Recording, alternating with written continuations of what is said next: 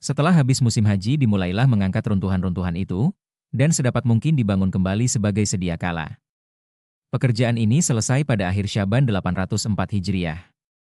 Kemudian perlu kita catat pula jasa Sultan Salim Chen yang dalam tahun 979 Hijriah memerintahkan memperbaharui Masjidil Haram. Perubahan diadakan mengenai loteng-loteng dan gubah-gubah yang bundar yang indah sekarang ini.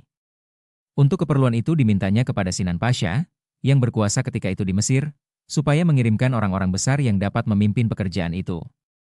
Maka diangkatlah untuk itu Ahmad B., seorang yang tepat sekali ditunjuk guna keperluan ini, karena ia tidak saja seorang yang keras kemauan dan piawai dalam fannya, tetapi juga seorang yang salih, budiman, pengasih lagi penyayang kepada fakir miskin yang hidup di sekitar masjid itu. Ia sampai di Mekah dalam bulan Zulhijjah tahun 979 Hijriah, dan sesudah menyampaikan surat-surat keterangan kepada yang berwajib, ia pun bekerjalah di bawah pengawasan Qadi Husain, kepala kerajaan Husainiyah, dan duta besar negara Hijaz. Ahmad B. membawa bersama kepala insinyur dari Mesir, Muallim Muhammad Al-Misri. Ia memulai pekerjaannya dari pintu Bab Salam pada 14 Rabiul Awal 980 Hijriah, dan diteruskannya pekerjaan itu ke bahagian barat dan bahagian Yamani. Kemangkatan Sultan Salim Chen tidak menghalangi pembinaan itu. Karena anaknya Sultan Murad yang dalam pada itu naik tahta kerajaan memerintahkan utusan tersebut meneruskan pembinaan hingga selesai. Maka pembinaan ini adalah salah satu pembinaan yang penting bagi pembangunan Masjidil Haram. Pekerjaan selesai kira-kira pada penghabisan tahun 984 Hijriah. Ratusan ribu dinar yang dikeluarkan untuk keperluan ini selain dari bahan-bahan yang dibawa dari Mesir, seperti kayu, besi, gubah-gubah dan barang-barang perhiasan daripada kesenian ukiran-ukiran. Bersamaan dengan pembinaan ini diperbaiki jalan air banjir ke Masfalah, yang sebelumnya acap kali mengalir ke dalam masjid dan merusakkan. Reparasi yang dilakukan dalam tahun 1072 Hijriah terjadi atas minatnya Sulaiman B., Wali Idah dan Ketua Pengurus Masjidil Haram, dengan biaya yang dihadiahkan oleh Sultan Mesir, Muhammad Kizlar Agha. Rumah-rumah yang tidak termasuk ke dalam perluasan masjid dijadikan wakaf untuk gedung-gedung sekolah dan untuk tempat kediaman tamu-tamu dari rombongan Amir Al-Hai yang dikirim oleh pemerintah Mesir saban tahun ke Mekah. Demikianlah beberapa catatan tentang pembangunan dan perbaikan Masjidil Haram dari tahun ke tahun sampai bentuk sekarang ini. Sesuai dengan zaman ia tumbuh, sesuai dengan masa ia bertambah lebar, menurut bertambah jumlah umat yang saban hari 5 kali menghadapkan wajahnya ke arah Masjidil Haram ini. Kemajuan teknik baru sudah masuk pula ke dalam rumah peribadatan ini.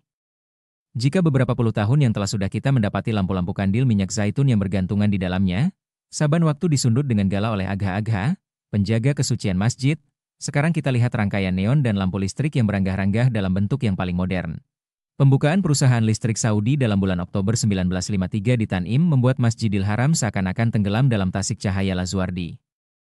Lautan sinar pancaran warna, terang benderang sebagai tengah hari, sehingga pelajar dan duyunan mahasiswa yang berasal dari seluruh pojok dunia dengan tidak usah membawa fanus lilin dan sajadahnya lagi seperti di abad-abad yang lampau, tetapi dapat duduk mengelilingi maha gurunya di atas permadani bulu buatan Persya, melihat dan membaca kitab-kitabnya sebagai di waktu siang hari, tetapi sekalian keindahan kesenian dan teknik ini akan hilang, tenggelam di dalam suasana yang lebih berbahagia dari itu, kebahagiaan yang abadi, yang tidak berubah-ubah, sejak berpuluh-puluh abad sampai ke zaman yang tidak ada batasnya, tetap indahnya, tetap mengagumkan dan mengharukan iwa, tetap dicintai dan dirasakan kepuasaannya.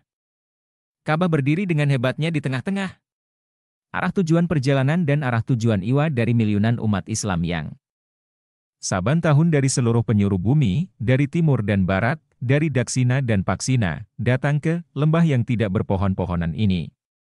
Tidak berasa kaki diangkat di atas jalan marmar dan pualam yang berkilat-kilat, tidak berasa himpitan manusia yang beryal-yal di tengah masjid itu, berebut-rebutan dahulu mendahului dan singgung-menyinggung, tidak kelihatan lampu listrik yang bertaburan laksana bintang gemerlapan di cakrawala, dan tidak tampak lagi ukir-ukiran kebudayaan dan pahatan-pahatan yang menayubkan. Yang jelas terang dalam tiap-tiap ruangan mata pada waktu itu hanyalah benda hitam 4 persegi di hadapannya. Ka'bah, rumah Tuhan, kiblat sembahyang dari 400 miliar lebih dari umat manusia. Buku Sejarah Ka'bah dan Manasik Haji, pengarang Haji Abu Bakar, penerbit NV Bulan Bintang tahun 1963.